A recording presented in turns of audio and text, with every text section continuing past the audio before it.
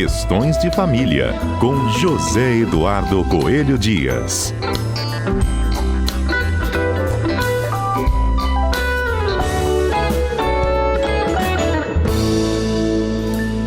Ex-Edu, bom dia para você. Bom dia, Fernanda. Bom dia, os nossos queridos ouvintes da Rádio CBN. Estava relembrando aqui com os nossos ouvintes que nós já estivemos à frente, desse debate sobre o novo Código Civil.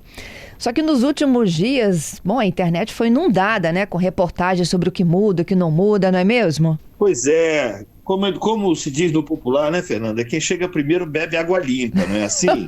É verdade. Então, o pessoal está repercutindo agora, com alguns meses de atraso, o que nós já falamos aqui no Questões de Família lá atrás. E é muito bom saber que a gente, além de tudo, conta com esse pioneirismo. Na verdade, a gente vem discutindo isso desde que os debates ainda estavam na comissão, Uhum. E a gente, no final das contas, as coisas que a gente falou foram aquelas que foram realmente levadas para o projeto de lei do Senado, de autoria do senador Rodrigo Pacheco, que então era presidente do Senado, e determinou que se fizesse esses trabalhos por uma comissão de juristas e apresentou, no começo do ano, um projeto do novo Código Civil. Pois muda muito na vida da gente, Fernanda, na verdade, o que o Código Civil vem fazer é consolidar algumas coisas que já existem, que a gente já está convivendo com elas, mas que não estão ainda legalizadas, está mais sob o ângulo da jurisprudência, o que gera, de certa forma, uma certa instabilidade, uma insegurança jurídica. Vamos lembrar, Fernanda, que o Código Civil atual, o Código de 2002, aí a gente pode falar, mas é só de 2002, é agora, é recente, é deste século. Olha só, esse Código atual, a gente tem que lembrar que ele foi enviado para o Congresso Nacional em 1975, quando nós não tínhamos ainda divórcio, quando nós não tínhamos a Constituição de 88. Então ele ficou tramitando um longo tempo no Congresso e acabou nos entregando um ordenamento civil meio que ultrapassado, porque a concepção dele é uma concepção ultrapassada. E a gente precisava, então, rever algumas coisas para adaptar à realidade. Eu vou te dar um exemplo aqui, Fernanda, no campo, por exemplo, do direito das sucessões. No projeto foi inserido um livro, um novo livro, o livro de Direito Civil Digital. É claro que em 2002 a gente não ia nem pensar nisso, ainda mais em 75. Uhum. Mas já foi incluído um livro de direito civil digital.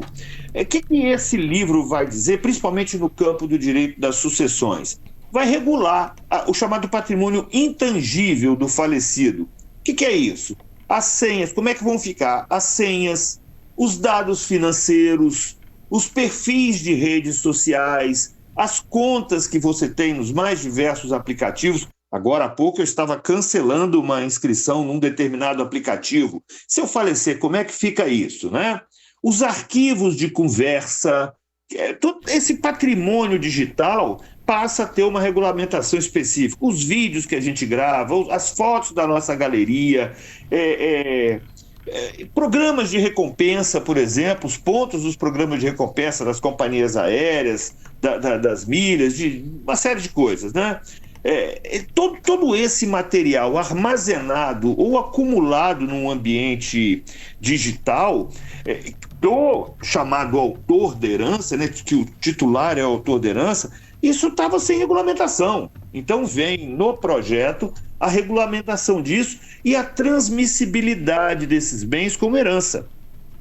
Alguns, Fernanda, têm valor econômico, outros não. E aí a gente pensa, por exemplo, uma conta de Instagram de um influencer ou de uma empresa que faça venda online, o que quer que seja, de alguém que faça vendas online, que monetize, como se diz no popular, esses valores. Como é que fica isso? Isso agora, com esse projeto, passa a ter uma regulamentação e passa a ter uma diretriz, coisa que hoje é na base quase que da adivinhação, da pesquisa da jurisprudência, dos doutrinadores, enfim, não tem aquela segurança jurídica, passaria a ter. Aí você pode falar, bom, que bom, então resolveu o problema da situação digital. Fernanda, resolveu entre aspas. Vamos considerar o seguinte, vamos imaginar que eu tenha trocado com você uma conversa por WhatsApp. Vamos supor, né, que a gente tenha, nessa conversa, você me tenha revelado alguns segredos íntimos, algumas situações que só dizem respeito a você, mas que você confiou a mim. Olha que situação. Isso está no meu aplicativo. Agora, será que os meus herdeiros têm que saber disso? Boa. Por quê? Porque, olha só, ok, é o meu direito, mas e o seu direito? Como é que fica?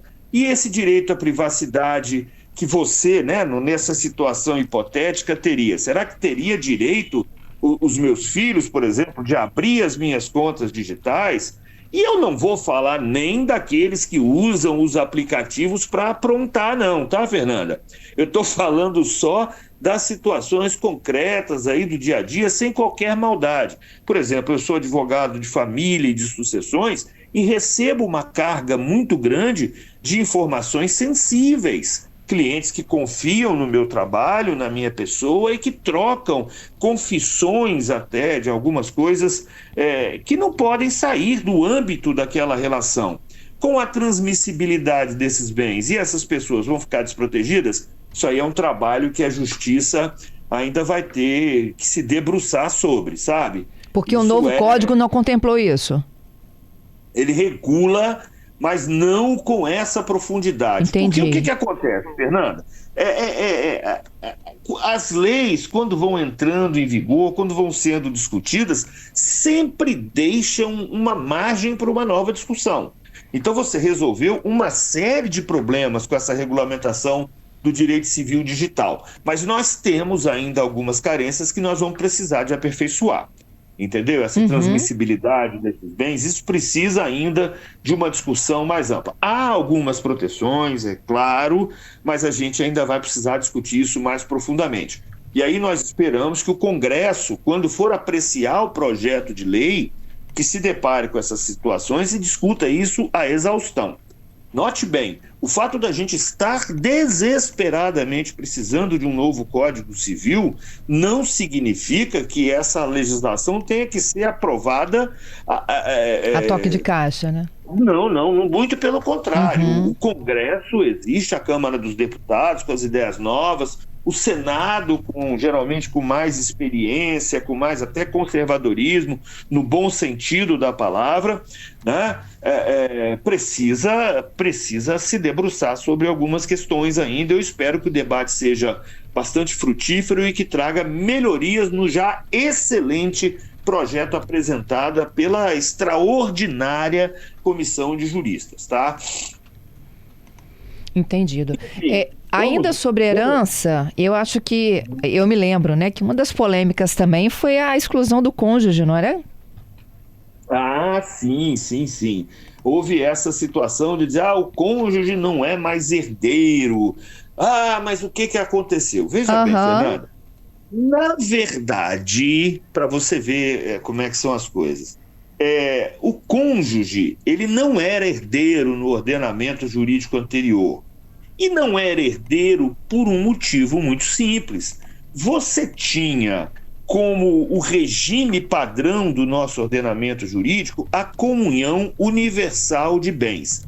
O que significava isso? Que quando você... Ainda existe esse regime, tá? Mas não é o padrão atual.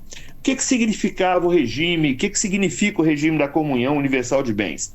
Todos os bens que são de um cônjuge são também do outro cônjuge. De forma que, se a gente pudesse falar dessa maneira, metade do patrimônio já é de cada um. Ora, se você já é meeiro daquele patrimônio, você não precisa ser herdeiro. Concorda comigo?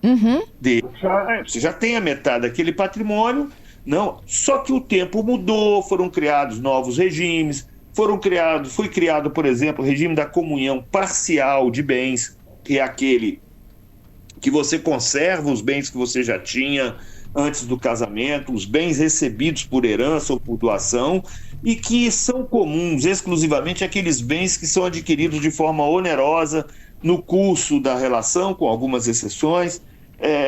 Enfim, e aí o legislador do Código de 2002, no intuito de proteger a mulher, colocou, principalmente, porque o escopo era esse, proteger a mulher.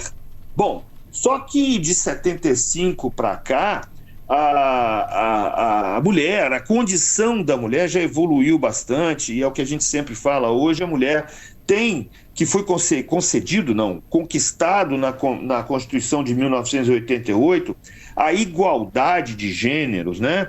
Então não tem mais uma diferença. E outro dia a gente falava até sobre o casamento hipogâmico, que é aquele que as mulheres estão optando agora por casarem-se com pessoas com condições econômico-financeiras inferiores às dela. Uhum. E por que isso é interessante? Porque, historicamente, a mulher sempre buscou no marido não apenas o afeto, mas uma condição social e econômica que a permitisse ter na casa do marido a mesma situação que tinha na casa do pai, né?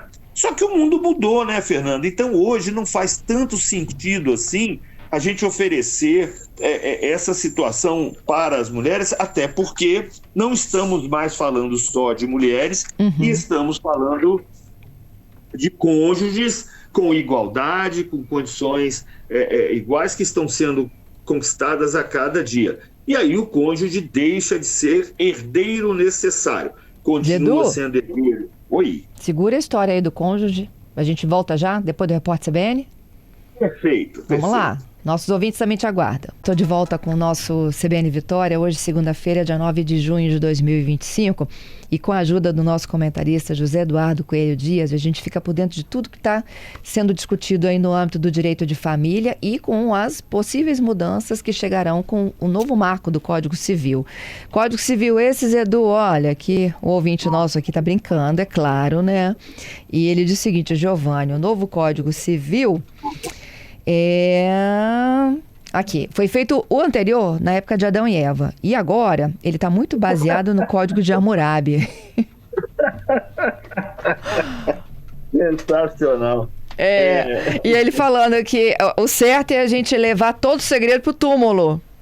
O certo é levar o segredo. Segredo é segredo, né? Não tem que ficar partilhando. O segredo não é hereditário, né? Segredo é segredo, acabou. Não, eu concordo. E a gente explicava a situação do cônjuge. Sim. Então, o que acontece, Fernanda? Havia até uma justificativa para que fosse daquela forma, mas isso acabou gerando uma confusão danada. Só para você ter uma noção, um dos artigos mais confusos do atual Código Civil é o artigo 1829, que vai estabelecer a concorrência sucessória. O cônjuge, ele entra como herdeiro, mas ele concorre com os filhos. E aí a concorrência vai depender do regime de bens. E aí traz algumas distorções, como, por exemplo, olha que coisa é essa, Fernando?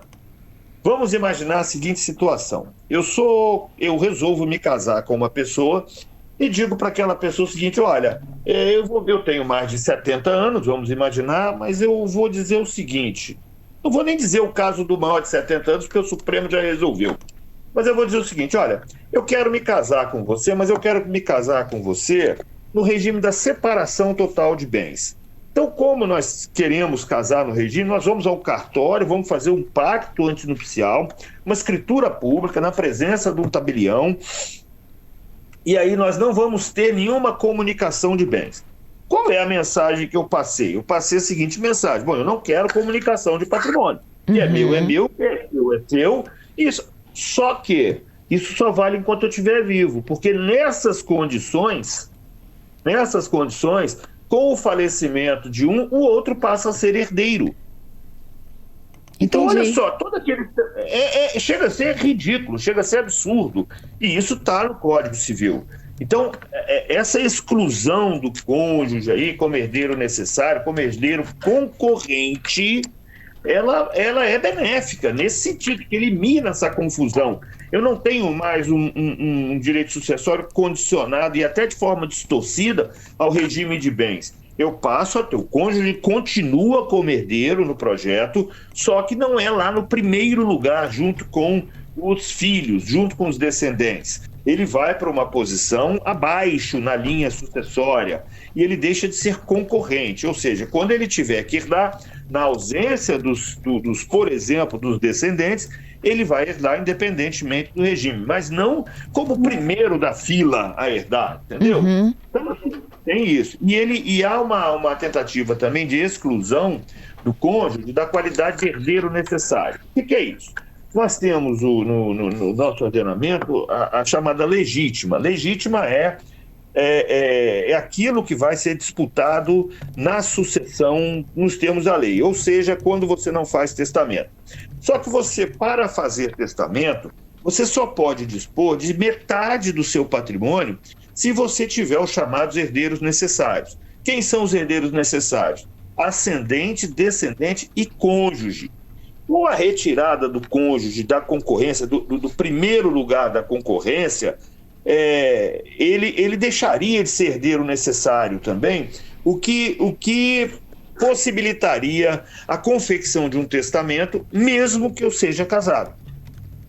Isso significa dizer o seguinte: nas hipóteses que o cônjuge não está beneficiado, ele pode ser beneficiado se eu fizer em testamento. Reduz a limitação do testamento, porque essa coisa da legítima, da parte disponível, isso não é em todo lugar do mundo que tem não, tá, Fernanda? Isso é um resquício aqui de uma legislação nossa, muito particular. Tem alguns outros países, mas a maior parte do mundo civilizado não tem essa limitação, não. Você faz o testamento, você deixa quem você quiser, o que você quiser, para quem você quiser. Então, são modificações assim que vêm sendo feitas, que na verdade aparentemente modificam, mas que de um certo lado acabam equacionando melhor a legislação à nossa realidade social. O que você pensa disso, Fernanda? Eu acho que aperfeiçoar é sempre muito bem-vindo. Preencher as lacunas que não tinham respostas, agora retroceder jamais, né? É isso aí. E a gente espera que os debates no Congresso sejam ainda mais enriquecedores e que tragam algumas contribuições, né, de coisas que não foi possível, por exemplo, aos juristas pensarem, ou que só é possível pensar depois do projeto pronto, porque acontece muito isso também. Isso é igual revisão de texto, né, Fernanda? A gente faz o texto, às vezes, bonitinho, e acha que está perfeito, alguém pega o texto, olha, você esqueceu de colocar um detalhe aqui? Pô, mesmo, esqueci. É isso aí, numa lei isso acontece também. Na próxima semana, divórcio e separação unilateral. Já te espero, hein? Vamos lá. Beijo pra você. Até lá, Fernando. Tudo de bom para você e para o nosso ouvinte.